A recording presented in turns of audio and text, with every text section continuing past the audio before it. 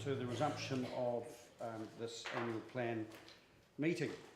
We have apologies for this morning from Councillor Steadman and Councillor Newell for lateness and Councillor Staines for absence.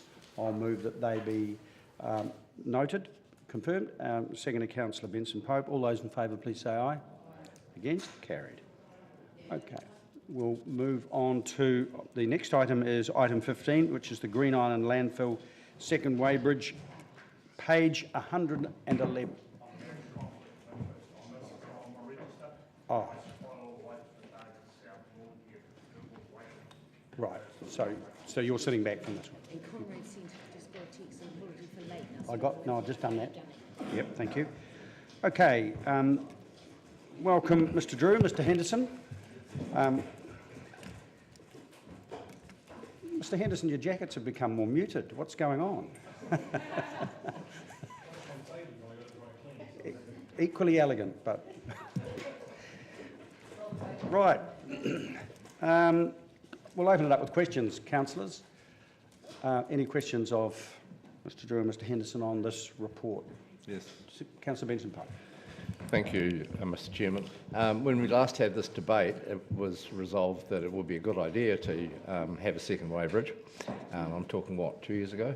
And that didn't eventuate for whatever reason. Reading the report, I'm convinced that this needs to happen for the better management of the waste in and out. Is that your view? Through the chair, the second weighbridge presents an opportunity to get more accurate data, but it also presents an opportunity to have a more fair and equitable and simple charging regime at the landfill. So it would enable us to have better management. All right. Can I follow that up? I'm aware of a waste operation in the North Island where in Gisborne it's collected by whomever. There is one weighbridge, but it's used in both directions, and then everything's tracked to Napier, would you believe? Is it possible, given the volumes we have, to make do with just one weighbridge weighing both directions? It is possible. It does create concern because the amount of traffic has increased at Green Island landfill. The problem is with congestion and health and safety concerns with all traffic going over a single weighbridge. Okay. So it's possible, but not optimal. It's possible, but it would create a bit of a headache for us, definitely. Thank you. Councillor Vandervis and then Councillor O'Malley. Is it not the case that we have been using the single weighbridge for many years now, and that even when you began weighing trailers like the ones I quite often bring into the landfill, that it's simply a matter of doing a U-turn, going onto the bridge and then carrying on again, and that has worked well to date? It's worked well when we're not weighing all traffic in and out of the landfill. So that's erroneous. It's only that the overweight of the commercial traffic and heavy vehicles. Right, okay, so it works well for that. What is the argument for weighing all the traffic that comes in and out? The primary argument is basically just the fees and charges that are applied, because for most domestic customers at the moment, the biggest source of complaints that we have is about charging at the landfill, and that's mainly around the fact that because we're using average weights and based on vehicle types, and the operators at the landfill get lots of arguments about the size of their vehicle, how much waste they think is actually in there. So it creates issues and contentious at the landfill booth. And the secondary concern is that we don't, our ETS and waste levy data that we provide Ministry of Environment and to Environmental Protection Agency is based on averages for domestic weights that come across. Isn't it the case that actually most of the complaints regarding landfill are the cost? As for instance, the complaints I made about bringing a 2-tonne trailer load of rubbish in and being charged $410 to deposit it. Surely it's the cost that is the fundamental point of complaint for most people, and that it's whether they've had a piece of it or not, or a large enough piece of it or not, as a secondary issue that makes the size of your load more of a problem for people? I'm not entirely sure I understood the question correctly. Oh, sorry, I haven't been clear. Isn't the fundamental problem the extreme cost of actually depositing rubbish at the landfill, and that other issues have this underlying cost as the main driver, i.e. the size of your load and whether it conforms to this or that? It'd be fair to say that there is a perception that the landfill has an extreme cost, and that's where most of the problems or disagreements come from. So just using that as an example, a second way which would allow us to charge on, for argument's sake, 50 kg increments of loads, which would basically be $9 per 50 kg, which would actually, and that's just where I'm talking about a fare system that would be easily understandable for people, and it would allow people to minimise the charges by making sure they divert as much of recyclable material as possible to the rummage area before actually going across the weighbridge. So your charges then would be solely on weight, not on volume? Yes, it'd be on weight, yes. So people could come in with, you know, many cubic metres of styrofoam, for instance, and be charged very little for it because the new regime would only look at weight. Is that what's proposed? Yes, that's a limitation of a weighbridge system, is that, you know, unfortunately we can only charge on weight, and that's, at the moment, that's basically what the existing charging system is based on as well. Okay. Last question, the cost of getting this extra weighbridge system in, have you got an estimate of what that might be? It is in there, between $200,000 and $250,000. That's based on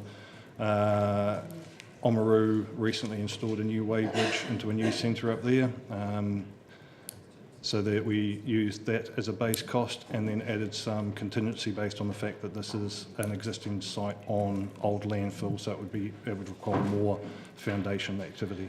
And the ongoing cost of having to deal with your customers twice, once when they enter and again when they exit. Have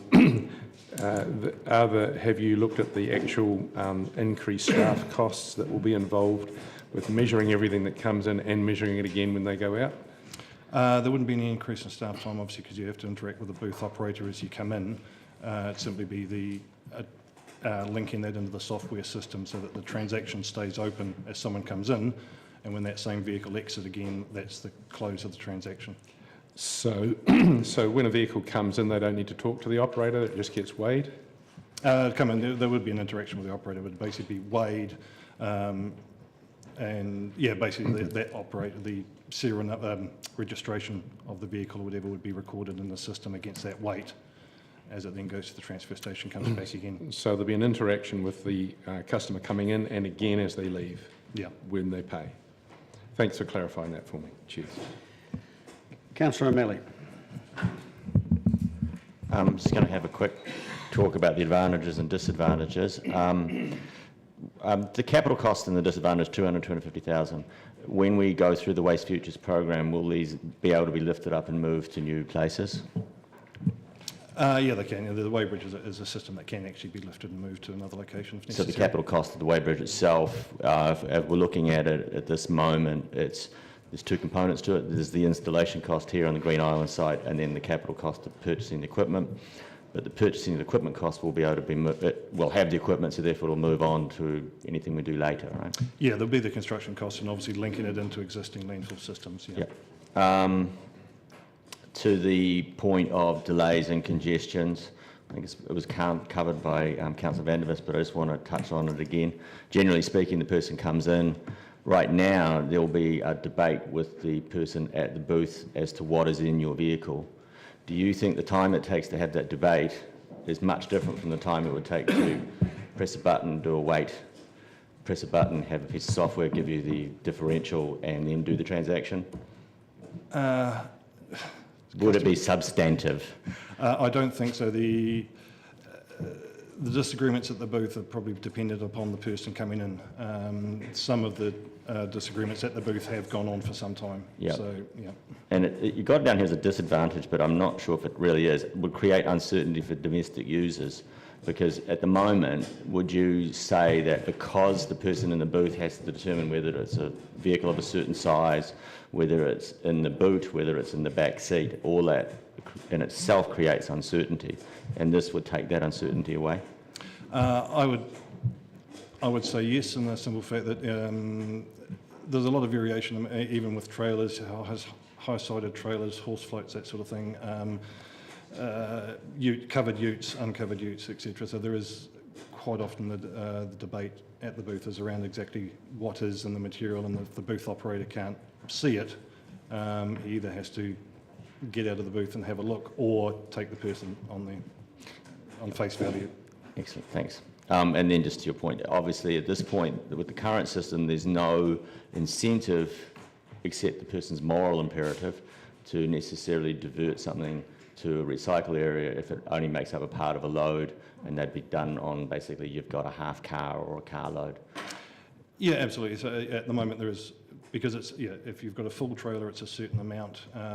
If you've got a three-quarter trailer, it still sort of fits into that category. So there's no incentive to take scrap metal or glass or anything else out of the trailer, separate it, and put it into the recycling area before going across the loop. Yep, great, thank you. Councillor Gary. Thank you, Your Worship. Mr Henderson, I just wondered if any thought had been given, and I'm sure it has been, but I just want clarification on it, to additional staff training, because there's certain skills involved with dealing with people where there is potential for disagreement, or education in that regard. And the other aspect, I'll sort of bundle these all together, any thought about additional resources being put into traffic management? You talked about health and safety concerns as an alternative, and also streamlining in terms of technology, additional resources into streamlining the technology for the in and out, so that that flow over one-way bridge is more efficient. To answer the first question, so Waste Management do conduct customer service training with their people, and obviously they're running the booth, so they conduct that training with their people. We also have aids in the booth, so basically there's photographs of this is what half a trailer looks like, this is what a full trailer looks like, so that they can refer to and try and be fair in their assessment of what it is. Unfortunately, that doesn't take into account what, there may be a load of green waste on top of scrap metal, and unless we actually go through the loads, etc., we don't know. In regards to redevelopment of the site, there has been a lot of thought put into redevelopment of the site for traffic flow, etc., in the past. The site is very poorly laid out at the moment, and it needs a significant amount of money put into it. As in the future, as part of the Waste Futures project, that site needs to be quite drastically redeveloped, especially as it becomes a transfer station only and the landfill actually closes. Technology is more of a difficult situation in the simple fact that there's no better solutions that I'm aware of at the moment, apart from weighing in and weighing out, or the system that we have at the moment where there's an average loading system with a fee structure. Thank you, that's really helpful clarification. So I'm thinking about in the rural areas where there are skip days and the behaviour of people in relation to those. And my experience of those, I tend to experience that rather than the landfill, going to the landfill, is that people are very good at differentiating their waste, and I don't see the kind of arguments going down there. So I'm just wondering what the difference is in terms of a behavioural sense. Because these are domestic users as well. Yeah, to be honest, I've never been to a skip day myself. My understanding is that because people have to transfer their waste from whatever they brought it to into the skip day, and there's someone there who's actually running the site, yes, that there's actually someone looking at what they're putting in the skip. That's correct. So it discourages any other behaviour and any sort of, I don't want to use the word fraudulent, but that sort of behaviour, because it's a manned site and someone's right there, it sort of encourages honesty. So, okay. The skip days are actually a bit of a problem. One of the problems being that they are called skip days, and we're currently, a waste minimisation officer is trying to develop a pilot trial for diversion days, so that rather than just having a skip that people can throw stuff in, that we're actually providing additional services out in the rural areas. And that's an interesting point you raise. So just to ask you that question, is your perception of those skip days that they are in fact diversion days, but it's just the name they're called? Is that what you're saying? They could be a lot better at encouraging diversion activities than they are at the moment. So my final question would be, can we apply some of those learnings and lessons to this situation at all? As alternatives to the weighbridge, the second weighbridge? To be honest with you, I don't know. Haven't actually got any thoughts towards that. I think the biggest problem we have at the moment is because of there's no, simply back to that fact, there's no incentive. Yes, I can't really. I understand it's a complex matter. Thank you. Yeah. Councillor Elder. Thank you, Chair. Thank you for your report. So, from my understanding, having two-way bridges is about incentivising people to recycle. Is that right? Yeah, that's a major part of it. The other part being giving people the sense that they're being charged fairly for the waste that they're actually taking to the landfill. So, is there a difference between green waste and other waste? Yeah, there's a different pricing structure. Yeah. So, if someone's got a trailer load of garden waste, is that less than the other waste? Under the current regime, yes, it is. Yeah. And if they are still charged then on the green waste by weight as well? So at the moment, it's basically based on if it's a trailer load or a ute load of green waste. Okay. So the major is your other waste streams and minimising those? Yeah, preferably. Okay. So when someone comes in, they get weighed? Not at the moment, no. But in this system, they would, yes. And then they could divert materials, and then when they go out, they're weighed again, and so you can figure out how much they've recycled. So the idea would be that the raw material is off to one side at the moment, so they would, if they had material that could be diverted, they could go there first. Yes. Basically lighten up the trailer as much as possible, then only take residual waste across the weighbridge. Yes, that's what I was meaning, sorry. Yeah. So the intention is for more diversion, and potentially for people, they will actually pay less? Yeah, if they take advantage of the diversion activity to reduce the load, they would pay less, yes. Thank you. Thank you. Councillor Wilson. Thank you, Your Worship. Just checking, the capital cost is 250,000. What on the rates effect will, if we agree to this, will that be? It's not. Is it over? Well, my understanding is about 800,000. That sort of can be spread with no impact on rates. No. This would be a capital spend. A capital spend. So what would the annual? It would go on to debt. Is that right? So the $35,000 a year to repay, something like that. It's 250,000. Yeah. Thank you. That's the figure that's missing. Thank you. Any further questions? Right, would someone like to move? Councillor Benson-Pope, you're moving option 1. Second, Councillor Wilson, do you wish to speak to this? Further speakers. Councillor Vandervis.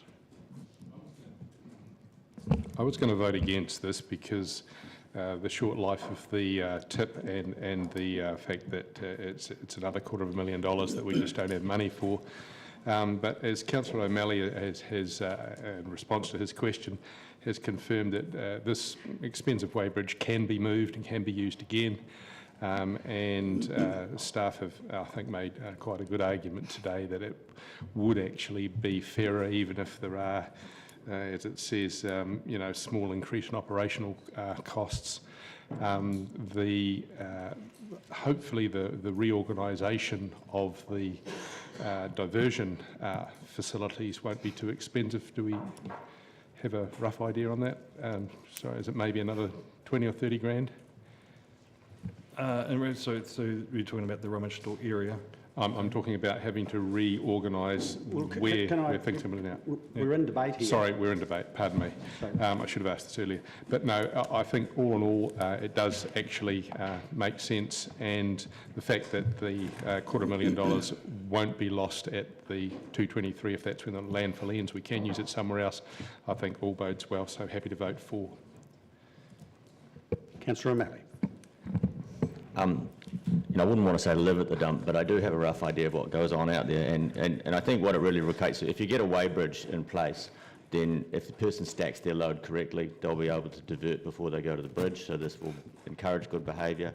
Gets rid of guessing, which I think will get rid of a lot of tension at the booth. And I just do want to touch on the perception of expense at using the landfill. Per cubic metre, we're not that expensive compared to everybody else, but we carry a significant extra burdens on inequality of the market because of what the government puts upon registered landfills that are with municipalities. To the green waste point, ETS production is, the amount of methane production out of the landfills is a big part of our ETS burden. Generally speaking, that's wood, and the more dense the wood, the more methane it will make. So there is a relationship between the weight of your green waste, although we don't charge as much for it because we compost a lot of it if it gets diverted properly. So I think this is good. It's a tool. It's part of us building the Waste Futures program. It would go into the program later on anyway, so it just seems a no-brainer to put it in now. Okay, look, I'm going to support this and completely agree with Councillor O'Malley. This is a no-brainer. You've only have to go to the private transfer station in town, and they've only got one weighbridge, and admittedly a lower volume of traffic. But it is so much easier to go through there. There's no basis for argument. You go through, you get weighed, you don't have any interaction with the staff. It's just a quick photo, a wait, and you go in and drop off and come back, and then you pay. So this, as far as I'm concerned, this is more efficient and it's more equitable, and it will result in cheaper costs for people coming in many cases, because they'll get rid of their recycling. So it's win-win-win all the way around, and then we can reuse the weighbridge later. So I think this is a good one. So, Councillor Vince-Pope, you don't want to exercise your right to reply, or I'm going to put it. All those in favour, please say aye. Aye. Against? Carried. Thank you. Now, we'll go on to item 16, budget. Thanks, Chris. Climate Resilience Work Programme. Now, can I just, before we go into this, can I just exhort councillors to, or bring to their attention the fact that we have quite a lot in front of us today. We're going to be here either today or tomorrow till we're finished. And can I entreat you to keep your comments and questions relevant, brief, and only those that are necessary. And can I also ask you to make sure that the question you're asking is not already answered in the report. If we've read our reports, we'll know some of the answers to these questions. And secondly, listen to other people's questions and the answers to them, because there is a bit of duplication sometimes when, if we're not taking notice of what other people are being told, we ask the same question and we get the same answer. But it takes twice as long. So with that entreaty, welcome, Maria. We're on to Climate Resilience Work Programme. I'll invite questions of the team on this one. Councillor Vandevers. On page 119(6), it says that it talks about future litigation risk around disclosure of information. Is there anything that we're not disclosing? I just wonder what that refers to. Yep. So what's becoming increasingly clear is that we don't have a clear picture of what we should or shouldn't be disclosing. We don't have a clear picture of what our legal risks over time are. There's quite a lot of work going on in the academic community, primarily at the moment, to try and scope what that might look like. We have not done that scoping for the council, so I'd say at the moment we do not know what we are or are not disclosing that may impact on us as an organisation in the future. Surely it would just be safe to disclose everything, wouldn't it? I think it's that sometimes we don't have the information in a way that we know that we should be disclosing it. We don't know what we don't know. I can help with this.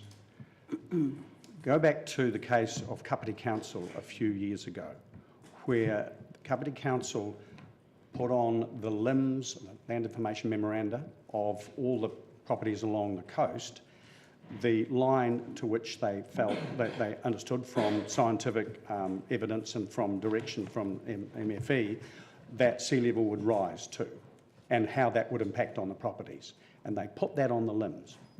The well-heeled denizens of the Kapiti coast on that part, and they're pretty expensive homes all along there, took the council to court, and on basis of process they won, and that had to be taken off the limb. That put the council in the position, and the basis for that was that the residents felt, the property owners felt, that by putting that information on the limb, the council degraded the value of their properties, and therefore they were liable for that if they left it there. The problem is that that's no longer on the limb. In 10 years' time, someone buys a property, one of those properties, and I'll tell you what, I've been down that road, they're all on the market for very good reason. 10 years down the track, someone else buys the property, sea level rise does what we know it's going to do, it invades the property, they go to the council and say, you knew about this and you didn't put it on the limb, you are liable. And Local Government New Zealand has recently commissioned a report from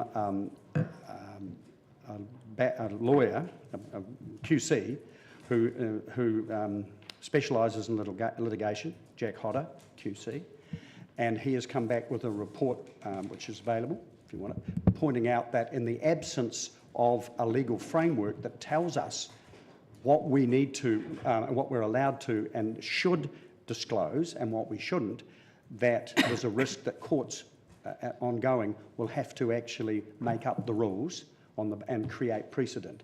There's an enormous risk to everybody, including property owners and councils, that they'll have to expend enormous amounts of money on legal fees in order to reach conclusions that could have been reached in the context of a legal framework, which isn't there at the moment. So it's that kind of information. It's, you know, as Maria says, if we know that there's a risk to a place, but we are not allowed to put it on the limb, or we do, either way, we appear to be liable.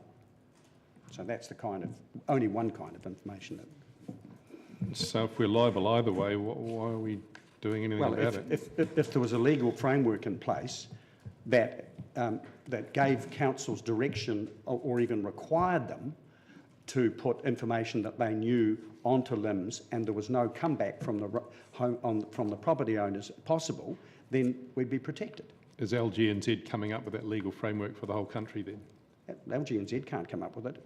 They're asking the government to come up with it. So the government's going to come up with it? There's no guarantee of that. That's the point. So we have to come with it up with it ourselves individually? Local government is not in a position to come up with legislation that's national. So what Local Government New Zealand is doing is entreating central government to get this framework in place for the protection of everybody. Right, but we don't have to do anything about it. It's something that I think we will have to do something about, because we'll have to know our own organisational risks.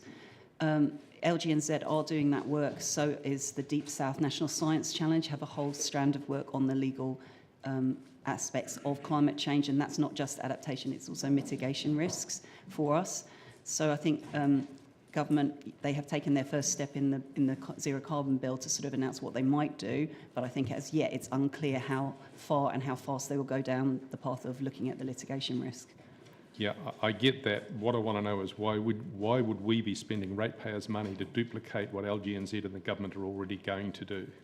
We wouldn't be duplicating what the government or LGNZ are going to do. We may be informing some of their work. We have done quite a lot of work over the last few years to inform various pieces of central government, LGNZ and academic activity in the climate change space. So it would be us being able to continue to influence and inform that agenda. Thank you. Moving on, on page 121, a cohesive approach discussion. It says that although there is now a strong embedded strategic direction to climate change, that Dunedin climate change and activity, the lack of a clear work program and coordinated approach to activity has led to confusion internally and externally. What activity are you referring to? I think what I would say very honestly is that it sometimes seems like we're working in two universes. We have a universe where we talk about climate change, and then we have our business as usual activity, and the two are not meeting as they might if we were to really start to see progress in the climate change space to minimise our future risk. So I think whilst we're coming to you at this point for new money, what I hope to see is that we catalyse a refocusing of our business as usual spend, and so that we do not spend money that increases our emissions or increases our climate risk when it comes to adaptation. So I think it really does feel like that often, and I hope that by some kind of more established work programme across the whole of the DCC, we would start to see that beginning to align. So I do agree, I do stand by saying we have a strong strategic direction, but I think as yet we still have BAU activity that is not aligned with that idea. So we have a strong strategic direction, that's given. My question was, what activity can we make that's going to make a difference to climate change? Across all DCC activity, there are opportunities to Such as? take. I can give examples if you like. For example, in how we do our plantings on streets, how we design our roads, basically throughout all of our business as usual activity that was developed at times when we were not looking at it through a climate change lens. We now have that lens, and it's now an opportunity to refocus how we do that work. You've given two examples. One is planting on streets and designing roads. How does that make a difference to climate change? So that would be, primarily that's around adaptation. So many other places in the world are looking again afresh at how they might design their core infrastructure and how they do their maintenance and asset renewals to make their infrastructure more adapted to climate change impacts. And we have very limited, we've done very limited work in that space, but we know that those opportunities exist, and it's to try to get us into a place where we could actually start to realise some of them. Okay, if we go to page 122, on 22 it says that work needs to take a cross-council approach, we're all agreed, and that climate change resilience, associated with climate change resilience, and is additional to capital projects like the South Dunedin flood alleviation. Additional to projects like flood alleviation, do you not see the flood alleviation as, in fact, the primary work that we need to be doing to mitigate the effects of climate change? I think the work like flood alleviation looks at our existing risk profile. What I feel is very difficult for you as elected members is that as yet there's no way really of assessing whether your decision making is climate resilient, whether it increases our emissions profile, whether it increases our adaptation risks into the future, and we're looking out past the 100 years. So I think what I'd like to see is us taking some steps, and we are not doing this alone. We are actively lobbying for central government to look at how to support local government in having a decision-making framework that recognises climate risk. But as yet, we haven't done that step. So I think absolutely the flood alleviation work contributes to dealing with our existing risk profile, but does not address creation of new risk, and it doesn't really address that refocusing of BAU work. Thank you. Councillor Hawkins. Yeah, thank you, Your Worship. Two questions. One is around the work stream that speaks to building climate leadership through capacity building and funding, and we've talked mainly about infrastructure up until this point, but will that work also include the, for want of a better term, community development side of building resilience and that kind of people work, people infrastructure? Yeah, and I think that the investment that you have put in to date to build that community resilience has been extremely valuable to us. We now have people within some of the climate affected communities that we can really talk about the detail of the climate change work with. What's increasingly clear is that communities and staff have limited access to good practice, information, ideas, and just ways to share their thinking as it develops. And I think I would like to see that change. And just seeking, because it's not, I mean, this is all effectively new work that's being proposed, which I'm happy to see, but wasn't quite what we asked for, but it's fine. So just seeking reassurance that the other work, so the work that's going on around carbon targets and milestones and the compact, well, what is now the Global Covenant of Mayors for Energy and Climate, whatever, all that stuff is still happening as it was, or would that work be accelerated as part of us approving this additional resource? I think it would mean that we could shift from talk to action, like things like the Covenant of Mayors. We get the frameworks for doing stuff, we get the direction for doing stuff, but it's actually to start to make action happen as a result of that, and I think that's what's proving quite difficult. I think I've been very heartened to see how many staff are now having real ideas about how they might change how they do their day jobs to reflect the climate change risks that we are facing. I really enjoy the communications that we have with our academic community, with our community overall, and with government at different levels. So I think we can really see things starting to move, and it's exciting. Thank you. I'd like to move option 1 when the time comes. Okay, Thank you. thank you. Councillor Benson-Pope. Oh no. Councillor Wilson. Thank you, Your Worship. I've got, I think, 4 questions, but taking that, the first one is about what you just talked about. We've had a number of people come and talk to us about the conversation that has to go around with climate change and moving communities, and I'm feeling that we're actually at that point where we've started those discussions well enough now that people want to ramp up that action, and that, as much as we've been keen around this table more or less to do some of that stuff, and so that's why this report has really come in now, is that we're now at that stage of investing more. Yeah, we are about to go out and really start talking specifically about climate change with primarily the South Dunedin community, but it will go wider because it's not just a South Dunedin issue. Yeah. And Definitely I think not. we don't really know what that looks like to have a really engaged community talking about these issues. So I think, we're just starting to try to get prepared for the community. Have been quite clear that it's not just about us engaging with them. They may wish to engage with us. They may wish for us to do things. So we need to be ready to be able to do that. And that's consistent with the good science that we've heard about in other communities. Absolutely. Yeah, thank you. Absolutely. I was interested that Te Raroni wasn't one of the projects that you have included, which I think is partly because it's surge because of ships, but also but I think some part of it is climate change, that project. And it just made me start thinking about, there are some areas that are being affected that are very long-standing communities that have invested long before the knowledge. There are other areas that there's been significant investment despite the knowledge of what's happening with climate change, and it seems inequitable, potentially, the liability or the input that we're going to be required as a council. And I'm just wondering, have you considered, is there any consideration that if we are going to have to be doing some adaptation work, that targeted rates would be used as opposed to just general rates? I think that's the kind of exploratory work we need to go through. It's very clear that climate change is moving forward in an inequitable way. Yep.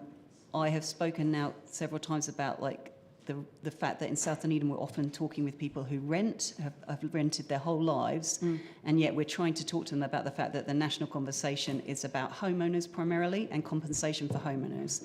The conversations about the reinforcing of privilege through climate change adaptation are growing, and it's an area that we have a particular interest in because of our most vulnerable area affected by climate change. Okay. Last question is, and it sort of leads on from one of the Councillor Vander, a question he made. It seems to me, we were challenged during the hearings to think about what our actions will look like in 40 years' time, and that really put me in a space of thinking quite differently, and I think it was a really good submission. And we've got you talked about tree planting. We've got I don't think we're going to get rid of cars immediately, but we can be sequestering some of the carbon now. And we own a lot of land. At the moment, anyone flying in here, and we ask people to come to events all the time, they fly in here and probably give to Air New Zealand if they're going to go to somewhere else, where we could be doing those things as a city ourselves, asking people to give us trees in this area for coming here or going or whatever. And it just seems to me that we haven't got some of those things that can make a difference quite quickly, and growing a second or third town belt as options. And is that stuff that would come out of this, or was that a separate thing that we should be charging to Parks and Recs to be thinking about, or landowners gifting up land to do that with? I think part of the reason that we're suggesting establishing a coordinated programme is that there is already activity across council that is doing something for climate change or doing something to address some aspect of adaptation. It's not coordinated, and I think we need to get to that point where it's all sort of pulling together, and also where we can prioritise, because otherwise it's ad hoc decision making about whatever good idea has risen to the surface. And I think we need a much more clear framework for prioritisation about where we get the best value for money and where we make the most impact. And at the moment, I think that's very difficult to do. Thank you. Councillor Gary. Thank you. Thank you, Ms Anano, and your team for the report. It was great to see this come through. Just picking up on what you've just said and what Councillor Wilson asked, would it be true around this lack of coordination that schemes such as the one that I heard about last night at a presentation, so we'd gone from a discussion about the Masters Games and how we could offset the travel. I went to a presentation around Trees That Count, and you would have seen the ad on television, and how we could very simply, it was given to the tourism sector, about how we could pair that up. Is that the kind of coordination that sometimes the work is out there being done by other parties that we can link in with? Really want us to work in partnership with as many agencies, members of the community as we can. Like, it's obvious that no one body is going to solve this alone, no one community. So yes to that. I think because of the underinvestment across every sector at every level in terms of addressing these issues to date, there's quite a lot to do. So I think trying to line that investment up so that we don't, there are risks around adaptation in terms of maladaptation. So we think we're doing adaptation, but actually it's not really putting us in a good place going forward. Again, with the emissions side of things, you're reducing emissions in one space and then increasing them on the other hand. That doesn't add up. And I think at some point we have to address that.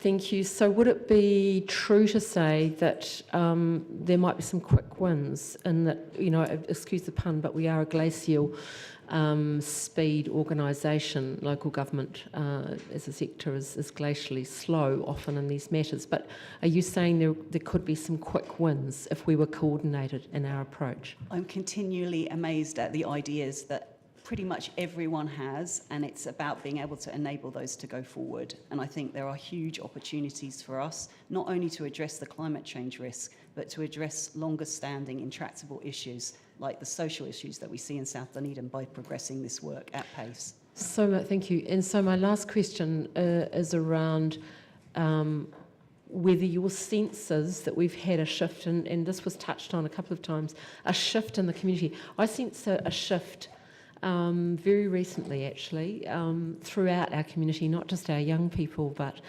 throughout the community in terms of all ages. What is your sense? It's definitely evolving all the time, and I think at the moment people are very keen to get onto the practical side of it and stop declaring things or having, you know, things that say we commit to this. People are actually wanting to see us do things differently, and I think this is what this is about. Thank you very much. Thank you. Councillor O'Malley. Thanks very much. My question is, given that this is a funding request for activities, I want to go back to the 2010 Climate Adaptation Plan and the works programs that had about $200,000-ish put on them, 2011, 2012 and then 2013. Are they the ones that then turn up later down the report as reports? Actions 4, 5, those ones down there around about page 134-ish. and on to 135. I'm really asking, with that body of work, what was completed and what reports were generated and where are those reports? And then, of course, how are those reports playing on what we're doing now? Yeah, okay. So I think I would say that this was done before I started at council, this report, and I think some aspects of it have gone forward and others not, and at various points it has been refocused to deal with different issues, and without having done an exhaustive check through, I can't give you that response at the table, but we can definitely go through and give you an analysis of what has and hasn't been done according to the 2010 plan. Thanks, because my concern obviously is I definitely want this work done. How do we know when we acknowledge that when we release money for a job that we're going to get what we released? I mean, I have to take your word for it, but I have to use historical production as being our best assessment of return on that release of money. So I really would like to get that, and I'll give you my reasons in the speech. Yeah. I think it's a really good question. I've been encouraging that Audit New Zealand should be auditing us on climate change activity. Councillor Newell. Thank you, Worship, and thank you very much, Maria. I guess the question I have is regarding around the timing. This is a decent chunk of cash, and I guess a lot of us around this table, I mean the majority of us around this table for a long time have been banging on and ringing the gong about climate change, as have our submitters. I guess we're just asking for $1 million over the next wee while, and I just wonder what's changed since the long-term plan and why this wasn't budgeted in that. I think that this work goes in and out as a priority, and I feel like at the moment things are aligning. Government are in a position where they're starting to really say what they might do. We're trying to prepare for that. We have done a lot of the strategic work to date to get us to the point where we have it. We have a clear framework for progressing work, but this is really the next step from that. The budget, of course, depends on your other priorities. Whatever we get will be a plus in this space. So regardless of the amount, we will continue to progress the work. Thank you. Councillor Wiley. Thank you, Your Worship. Maria, is this work currently being done within existing departments and budgets? Well, you've had your policy team, my team, working as, I'd say, a de facto climate change unit for some years. I appreciate the need for that because it didn't have a clear home at council, and it needed that sort of really big picture thinking. How long that continues for, I don't know. But in terms of actually being able to, say, for example, meet the community halfway when they wish to do something that addresses some aspect of climate change, we just don't have the resource to do that. Now, when I look at the numbers, I look at a new department, are you talking like 4 more FTEs to do it, and how is that? I think what I would love to see is that all of council's staff and activities are actually contributing to addressing the issue over time, so that it's not about new discrete money, but about the entire budget being climate resilient. So I think ideally not just building in new money, new staff, but actually changing the way that we do our business. Okay. What are other councils doing around the country? Are any other councils funding this in this way or moving down this pathway? Yeah, I mean, we're sort of coming back into that scene after being really a bit out of it for a while, and some councils, Auckland, Christchurch, Wellington, and then some of the smaller ones like Cavity, definitely putting quite a lot of resource into the climate change activity. Okay. I've been on the Treasury website this morning. Unfortunately, I can't see what's in the budget, like some could, to see if there was any funding around that. And I wish I had those skills. So is there government funding that would also come and support? So, we're obviously, if this move forward, would be putting X amount of money onto the table. Would that help us garner other funding through government channels and funds? I think leveraging other funding is really critical for the work. We've been very lucky in Dunedin. We've leveraged funding from things like the Deep South National Science Challenge. Our South Dunedin community has already benefited from that spend. Government at the moment, it seems that they are still very focused really on mitigation rather than adaptation. I hope to see that change. And at that point, I think we will be really pushing to leverage some of that funding into the city for adaptation work. Okay, thank you. Councillor Elder. One of the things that's interesting is there's lots and lots of strands in climate change. Is that right? There's like trees, there's transport, there's a heap of strands. Yeah, yeah, it's complex. It cuts across all our activity. So in doing this, could we actually track strands and what each area is doing? Yeah, one of the things that I think it would be good to start putting in place is tracking our financial, like our spend on things. So where we have an event, what's our recovery spend over time? Like how do we start to be able to assess and prioritise work against that? So if we're spending a lot on recovery in a certain area, do we then have to actually say at some point we need to look at doing this differently? So yeah, I think we could start to track. And following along from Andrew's point and the government, and but also what other potential partners to co-fund have we got around that we are working with already? I'd like to see across New Zealand us being able to do work with, for example, other councils. At the moment, a lot of work is being done individually by councils at quite substantial cost. And I think for us to really be able to move and not waste money, it would be good to see some of that work coordinated. Definitely central government, definitely the academic community. And I would like to see us starting to address issues jointly with business. So I think there's lots of avenues for funding once we start to really move.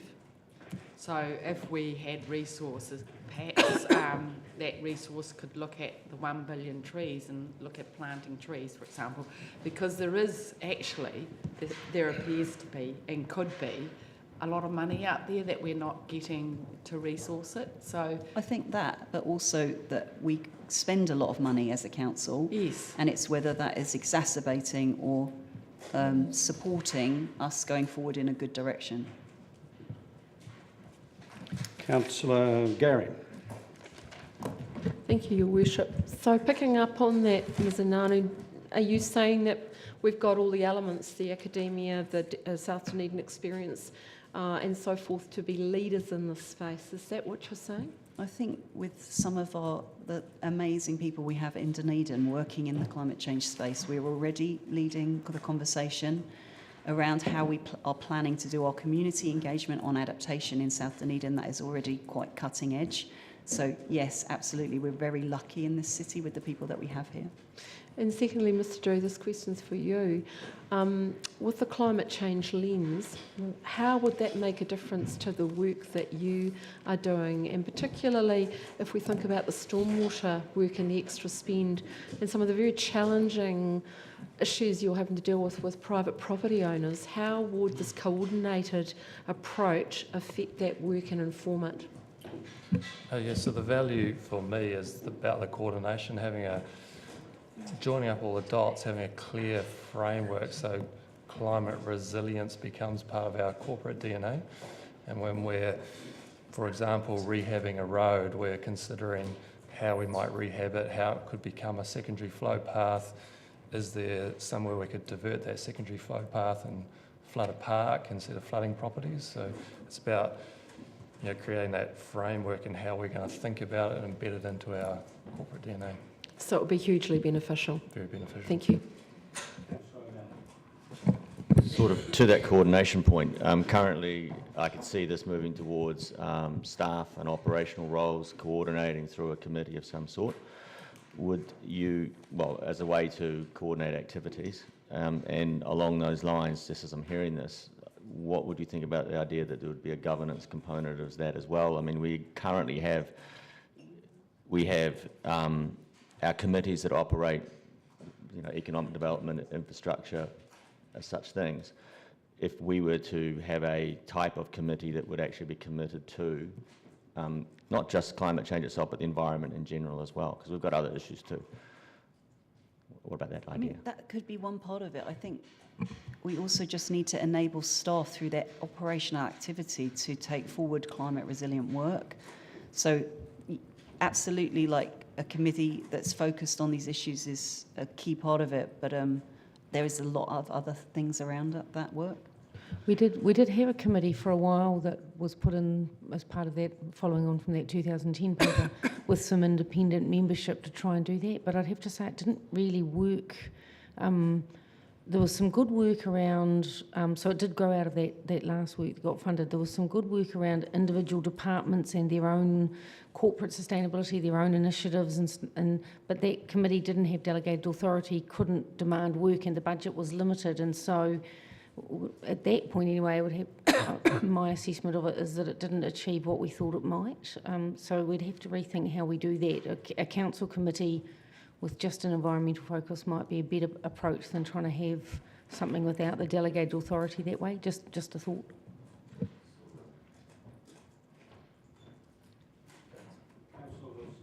Thank you, Your Worship. Two questions, going back to one from Councillor O'Malley. How do we know how well we've done with some of our previous actions? And so the one, and I'm not sure it's your department, but someone might be able to tell me later, how many electric vehicles, for example, do we now have in the corporate fleet when we've said that we're going to increase those, or if we can? I can't tell you the number now, but we are on track to meet or exceed target. Oh, great. So for what was put in, that work has progressed and it continues to progress. Okay, and it's possibly one of the frustrations, I think, from the climate change activists who've come along to us, is that we don't necessarily report on some of those things that we are already doing. So could we have input into what other corporate things we are actually doing? Yeah, the policy team's pulling together a corporate sustainability report at the moment. So going around the organisation department by department about what are the various initiatives underway. The electric vehicles does come under the fleet department, which sits with Simon Pickford. Okay. So we will be bringing that back here for you to look at what's going on within each department around initiatives and innovations for our own corporate carbon footprint. Great, thank you. Okay, there are no more questions. Councillor Hawkins, you indicated you wish to move option 1. Is there a seconder? Seconder, Councillor Wilson. You wish to speak to this, Councillor Hawkins? I do. Thank you, Your Worship. And I'm pleased that we asked the question at the public hearings, and thank you to staff for managing to turn around this work and get it back to us for debate at this meeting, because it's clear to me, having read it, that the resourcing that we had allocated in the budget to make this work happen was inadequate. And it's good to have a clear idea of what that could look like and what that could achieve. March the 15th is a date that gets talked about a lot, has been talked about a lot recently in this chamber and everywhere really, as a turning point in terms of our national consciousness. But not just because of the dramatic events that we saw in Christchurch. I think the 15th of March is an important date in this country because it was the date that young people in our community and around the country had become so fed up with those of us in positions of power demonstrating our inertia on environmental issues that they were going to take that movement into their own hands. And we've seen that here in Dunedin, and we saw it again last week. A number of them have subsequently come and spoken to us at public forum and asked us variations on the question of whether this council should declare a climate emergency. And despite the repeated questioning of some elected members expecting these people to turn up with a detailed work program as to how we might make an impact on climate change, I think that's an unfair expectation of young people in our community who are really just trying to make the point that what we are currently doing is inadequate and that we need to be doing everything within our power to make more of an effort to build a more stable climate future for them. And I don't think that's a lot to ask, really. And this paper does that. It outlines a program of work that will allow us to make progress locally on the single biggest issue that we face, something that affects our infrastructure, something that affects our local economy, obviously, and the social well-being of our community. And I'll repeat This, as often as is necessary, the decisions and the investments that we make over the next few years are crucial in terms of deciding whether or not we are on the right track by 2030 to transition to a low-carbon economy and to meet our agreements at a national and international level under the Paris Agreement. We need to, and to do that, we need to build this into all of the decision-making that we do, especially our infrastructure program, and that requires expertise and capacity that we currently don't have, and this paper is asking us for the resourcing to be able to do that work. Under the advantages of option one, it says the opportunity to allow us to reshape our business as usual activity. It's quite clear that business as usual isn't going to solve the challenges that we face. We don't really have an option other than reshaping our business as usual activity in terms of everything that we do.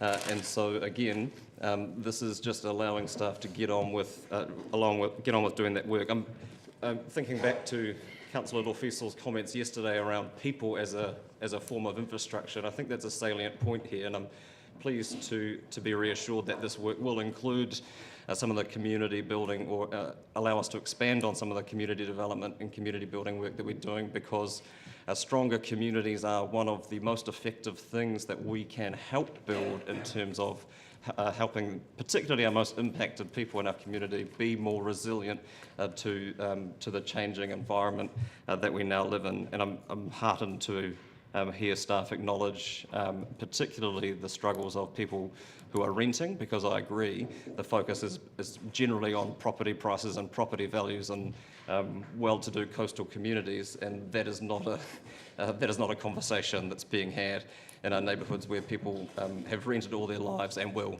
rent properties all their lives, because make no mistake about it, climate change is a class war. In that the people who are, and in most cases, the people who have done the least to contribute to causing the problem are the ones that are at the sharpest end of the stick in terms of dealing with the consequences of it. People have talked about cost. Dealing with this is going to cost a lot, but not dealing with it is going to cost a lot more. And so the longer, and particularly for colleagues who are concerned with issues around deferred maintenance, doing nothing at the moment is sending a fairly significant invoice to the people who come after us socially, infrastructurally and economically, and I don't think that's a prudent option. Who covers the cost of that work is a live matter for discussion. I mean, we have to invest in it. Central government clearly need to be more involved in this conversation. But I think getting sidetracked into a debate around how the costs are apportioned is an unhelpful deflection from our responsibilities to invest in this work in the short term. Frantic discussion in the room, such as, a typing error. Councillor Benson-Bobers. I'm sorry. Calm on my left. Oh, numbers. Okay. So that's what I wanted to say, really, in the spirit of keeping things brief, and I welcome support for this. Thank you. Councillor Wilson. Thank you for the work done on this. This is one paper that I think should have been the first paper that we dealt with this week, and would have been more appropriate given the number of submissions we got on this topic and the clarity of the message that we've received during the annual plan hearings. This is an issue for me of frustration that perhaps this stuff hasn't happened earlier, the joining up of the dots, and this is one that does affect the whole city equally. My frustration this January, when I took the new General Manager of Infrastructure Services out to our area to look at some of the flood damage to roads that had been renewed like for like. Culverts replaced like for like, where people had their paddocks flooded with gravel and we'd just put the same size culvert back in. It's about that joined up thinking, and while this is apportioned in certain projects, I think that the more we scratch the surface looking, the more we will see the need to have a much more joined up thinking right across the board. And so I'm delighted to see this work starting. It will give us an idea of the work that will make a difference in the next 40 years, in 40 years' time for the people who are going to be residents here, but it will not come cheaply. And that is why I wish it had been first, because I hope that when we come back and reflect on whether we get over that $800,000 mark, we don't think that this is one that we should be cribbing on. Thank you. Councillor van der Vis. I'm all for climate change practical activity. Councillor Wilson has just mentioned just now putting in bigger culverts when required. It's pretty obvious that we need to do them and when we need to do them. However, this option lists a number of so-called actions: establish a strategic mandated work program, enable climate mitigation to be considered, enable potential to reshape, presents an opportunity to shape and inform. And this is called action.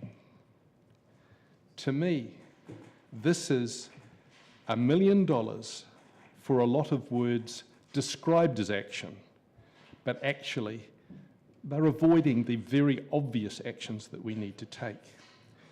If we look at 22, it talks about this proposal, this spending to be in addition to capital projects like the South Dunedin flood.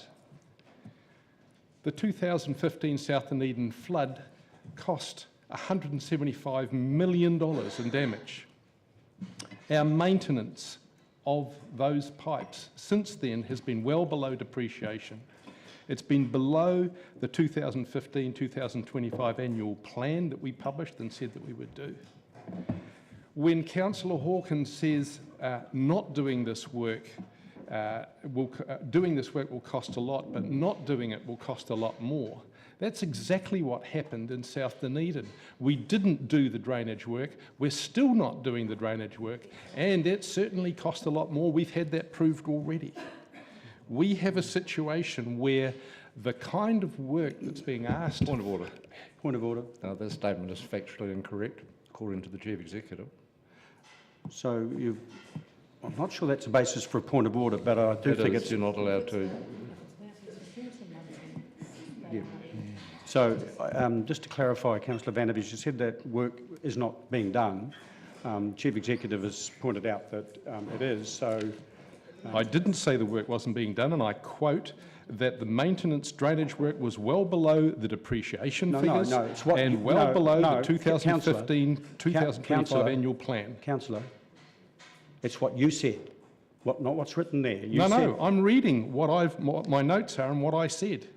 Well, you actually said the work is still not being done, and that is what you said, and it is factually incorrect. It is still not being done to depreciation levels, and it's still not being done to annual plan levels. That's not what you said. That is what I said. Go and look at the video. Councillor, you will withdraw the comment that the work is not being done. Of course I withdraw it. I never said it. Can I carry on? Councillor, you need to acknowledge that you were mistaken. If it makes you happy, I will withdraw and say that I was mistaken. Hopefully people will check the video.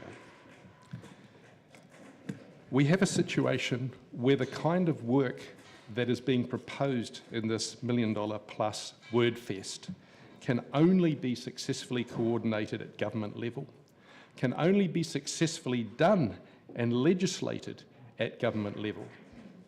And for us to spend $1 million of ratepayers' money, ratepayers for whom we are charged to provide infrastructure like roads, parking, and the drainage I've just been talking about. We are not charged with pushing central government policies or Green Party policies of saving the planet. We are not to use ratepayers' money for Labour Party policies of doing things with bigger bureaucracies. The ratepayers of this city do not expect us to spend more than $1 million of their money producing a large number of words about climate change that in fact aren't any practical activity. What they expect of us is to actually make sure that the drainage systems are properly maintained, and to make sure that to adapt for climate change, we put perhaps bigger pumps in, and as Councillor Wilson has suggested, bigger pipes. These are things that will make a difference to alleviate climate change. $1 million worth of words from yet more DCC employees is not going to do it. It's only a few years ago that the number of DCC employees was told to me to be 682. The latest figure I have is something like 1,200. We haven't had any major projects in the meantime. We haven't had anything other than increasing staff costs in the meantime. And this is just more staff costs for more words that are not going to do a jot of difference from anything other than create a whole lot of virtue signalling from green policy activists around this table. We need practical activity. We need bigger pipes. We need better pumps. Councillor, we don't need to you're spend repeating $1 million yourself. Have you got of anything this. new to say? You're interrupting me for the second time, Your Worship. And I will therefore... Yes, it is. And haven't we heard that often enough? I'm doing as you ask. I'm stopping. Go ahead. Have your meeting the way you like. Your Point of Worship. order, Your Worship. We're debating a discussion that is a paper that is being put forward by staff, and I don't think it is fair of the councillor to try and misrepresent the neutrality of our public service by telling us that we're debating Green Party and Labour Party policy, when this is clearly something that has been presented to us by our own staff for discussion to inform our work programme.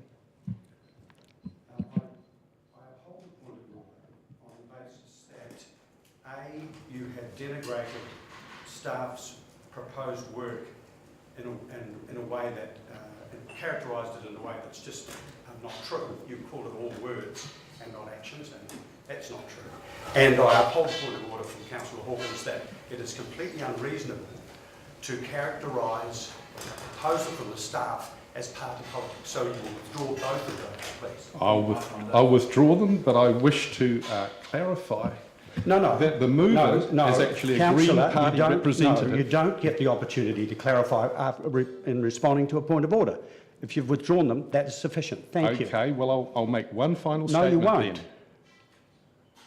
Are you denying my right to debate? Yes, you've stopped debating. For not the first time this week. Just be quiet. As I said the other day, you've got 2 ears and 1 mouth. That's the proportion in which you need to use them. Now, Councillor Gowrie. Thank you, Your Worship. I want to just remind my colleagues that under the RMA we're expected to consider the effects of climate change, and I want to start by thanking the staff. We have a team of smart young minds around this in the policy team, and I appreciate the report that's come to us. We have people in our community struggling with the impacts of climate change, and I actually feel very emotional about this today. Mr. Drew and I have dealt with some of these local people who are struggling with these impacts, and we have dealt with the difficulties of that and the challenges, and the fact that there isn't currently a framework within this organisation to look at it through a coordinated lens.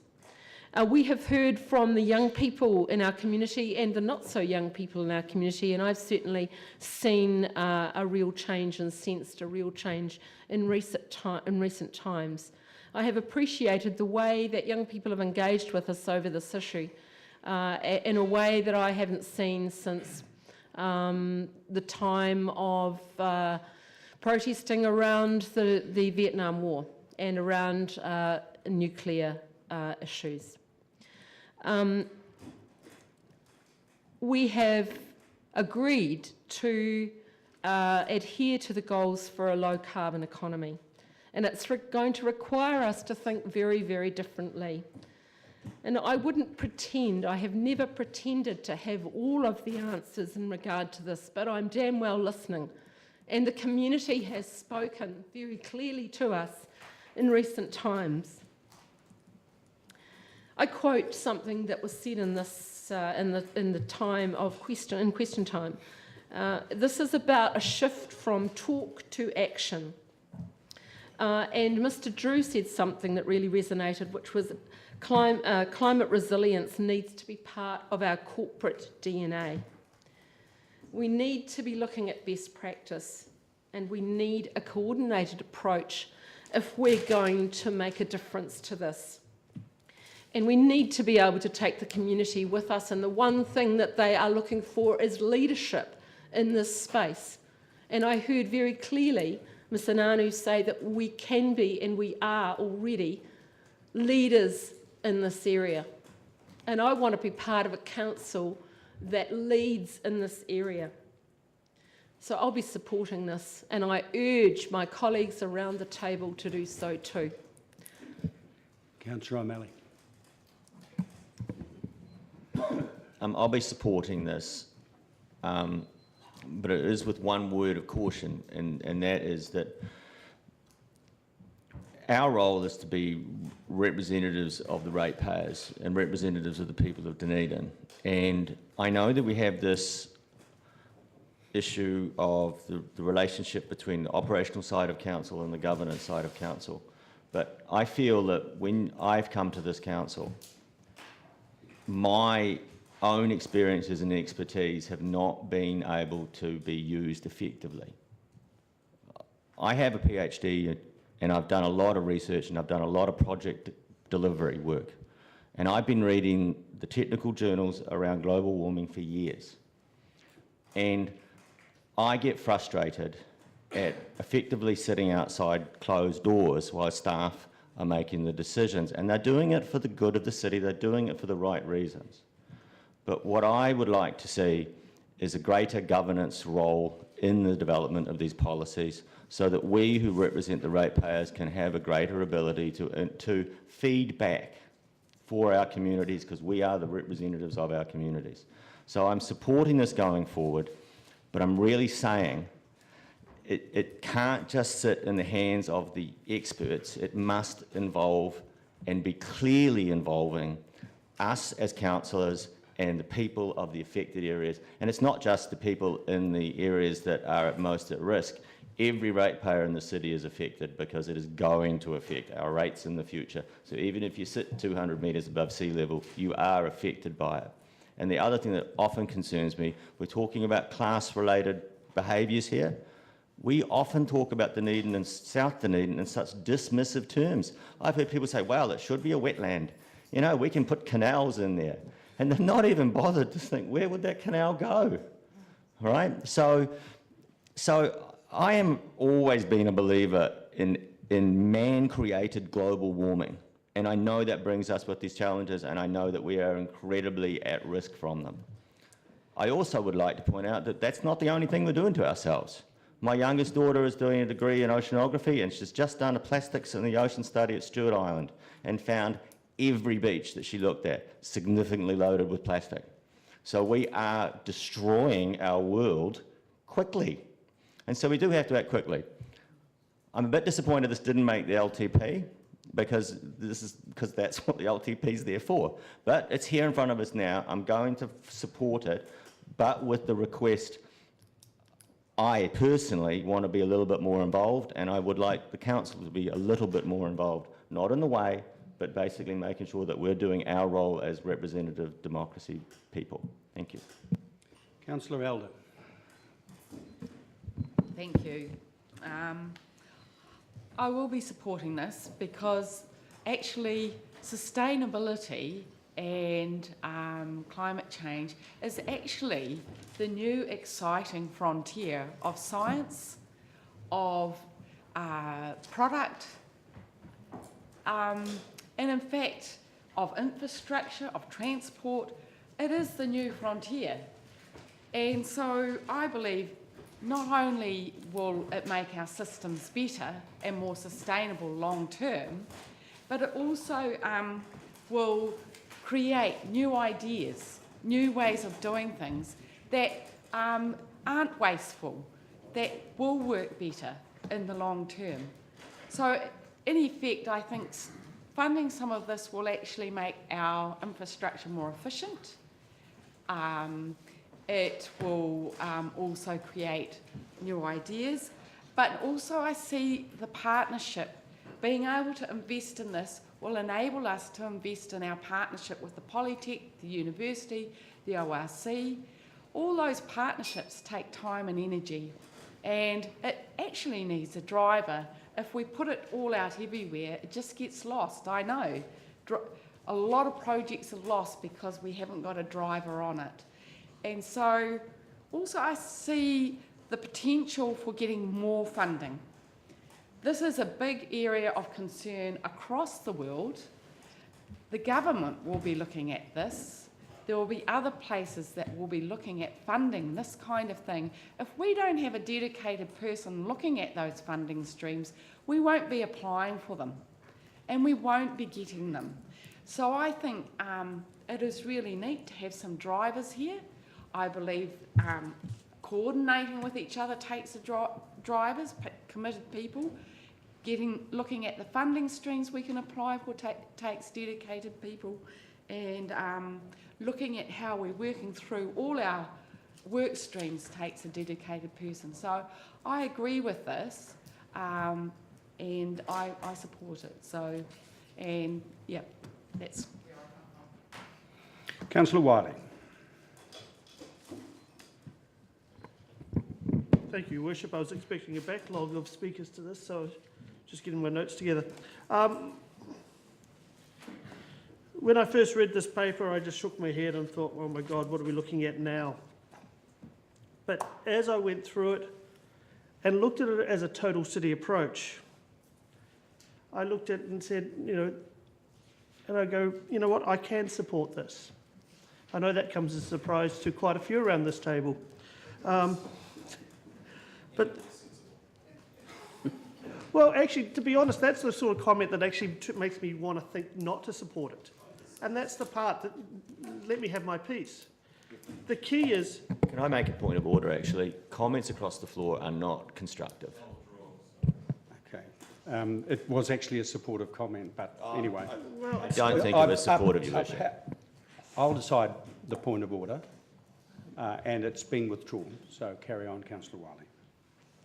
When I looked at this paper and I looked at it across the whole city and what we've got going on, I looked at it and said, you know what, this does bring a coordinated approach to all the departments. It brings everybody around the city together. The part that really scared me when I first read it was another department inside council that was going to create paperwork and not really do a lot. But I've been really heartened by the comments I've heard from Maria and Simon today, but also in exploring it a little bit further. I see this as a centre of work that really engages all council departments, the education community, the corporate world, so we have a total city engagement. I'd be really, really frustrated if that doesn't happen, but I get the feeling that's exactly where it's going. When I then tie that together with what we've got going on in the city over the next 10 years and the infrastructure spend, I actually see it not as an expense but as a saving in the sense of what we can bring to the table. And I'd love to see the city be at the heart and the soul of the incubation of new technologies. And I get really frustrated when we don't use that. And I think this is all part of that environment. We've got a great university, a great polytechnic. We need to grow the incubation and bring the new technologies. And I think every citizen in this city, every ratepayer in this city, and even the ones that have yet to arrive will benefit from this decision today. Thank you. Further speakers? Councillor Lord. Yeah, look, I'm not going to support this, and it's not because I don't think that some of the things are good. I think some things should happen as a matter of course. Look, a couple of years ago we had an old professor, bit of a lunatic, came and told us we were going to get 5 metres of sea level rise by 2090. It turns out when I googled him, he was a measure of Point of political order. studies. Point of order. I'm assuming Councillor Lord is referring to Professor Jim Flynn, and I think that is offensive to characterise him as a lunatic, and I would like that recorded in the minutes of the meeting, please. Well, I won't uphold the point of order in this case because the Councillor Lord is entitled to his opinion. I think it was an unnecessarily derogatory remark, but that doesn't make it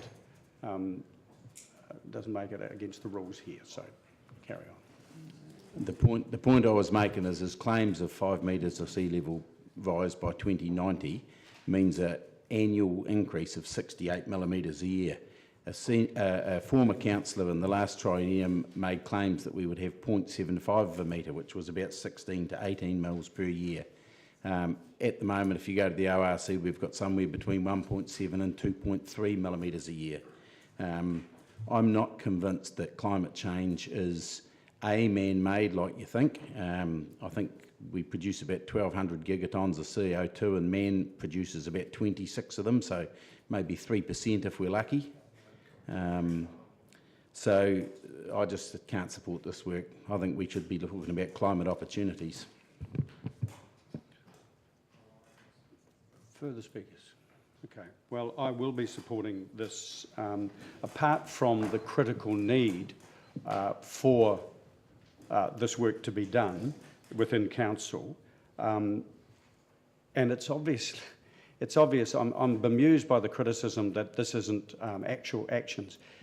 The point is, one of the effects it will have is that it will save costs. Because if you continue with business as usual and you don't take into account changing circumstances, you keep spending the way that you used to. Councillor Wilson gave a good example of that. And unless you have some thinking behind it and identify what you need to change, you won't change. So it's illogical to say that you should just go out and do things. Point of order?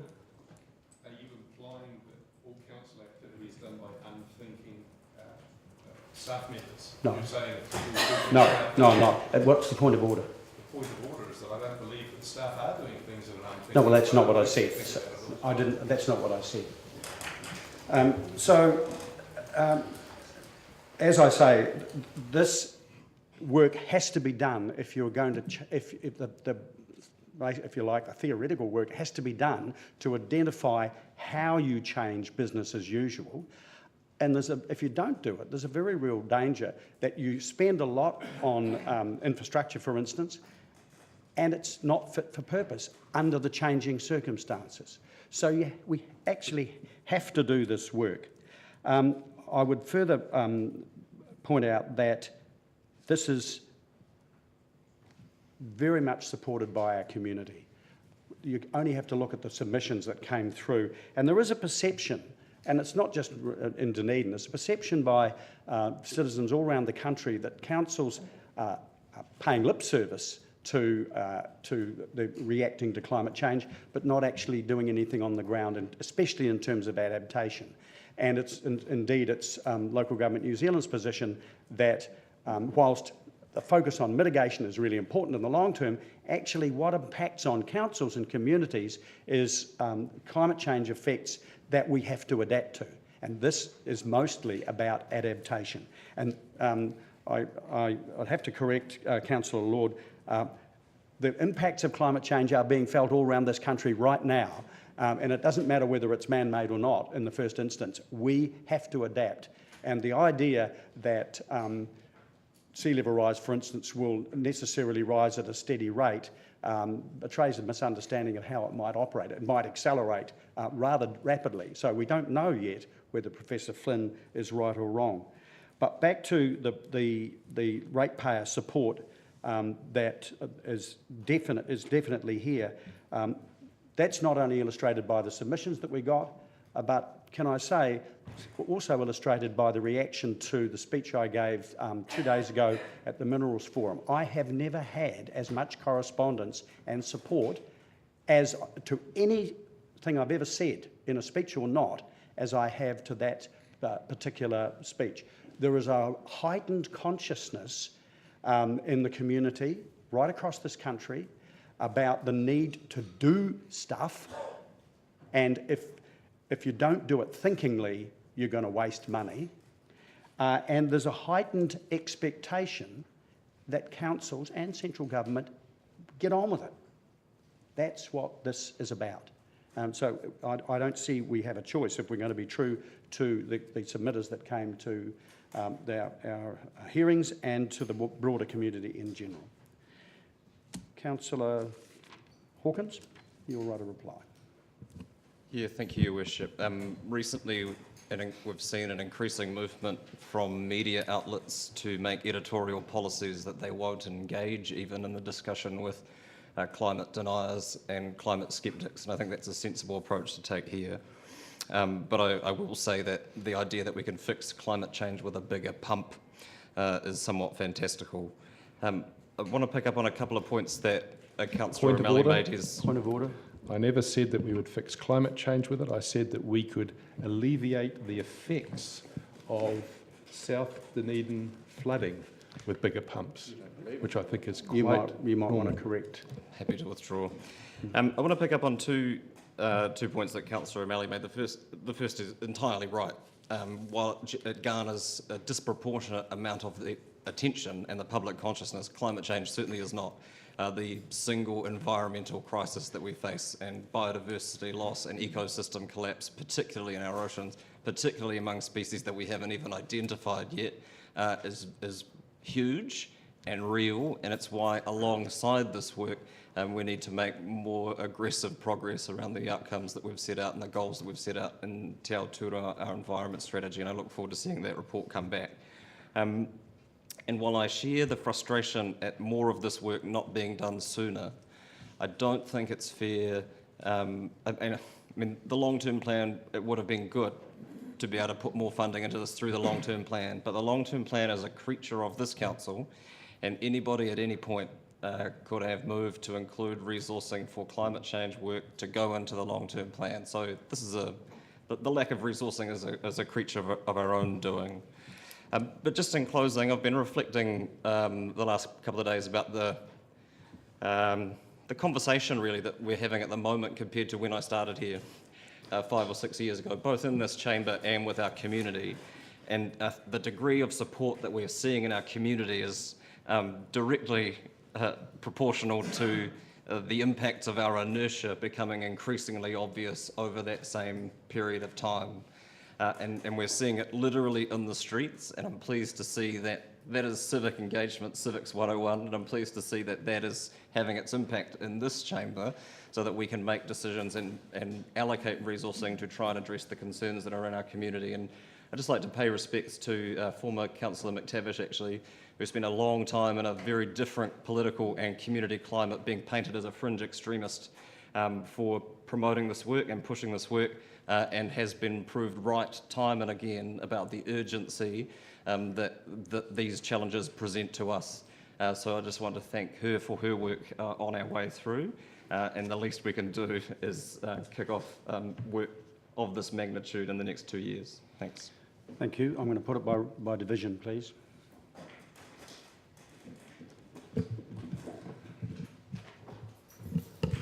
Councillor Benson-Pope. Councillor Elder. Aye. Councillor Geary. Aye. Councillor Hall. Aye. Councillor Hawkins. Aye. Councillor Fiso. Aye. Councillor Lord. No. Councillor Vandervis. No. Councillor Newell. Yes. Councillor O'Malley. Yes. Councillor Wiley. Yes. Councillor Wilson. Yes. Your Worship. Yes.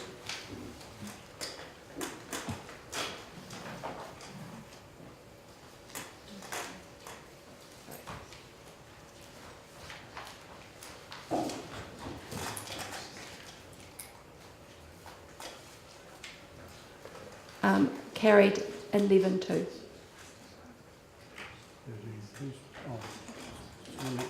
Staying away and Stedman abstain. So I'll withdraw, so. just sitting back. That's right. Thank you. That's carried. Now I'm going to move. Sorry. I want to put a subsequent motion rather than if you have an adjournment. I think we'll have an adjournment, so I'll move that we adjourn for a 15-minute break. Second to Councillor Benson-Pope. All those in favour, please say aye. Aye. Against? Carried.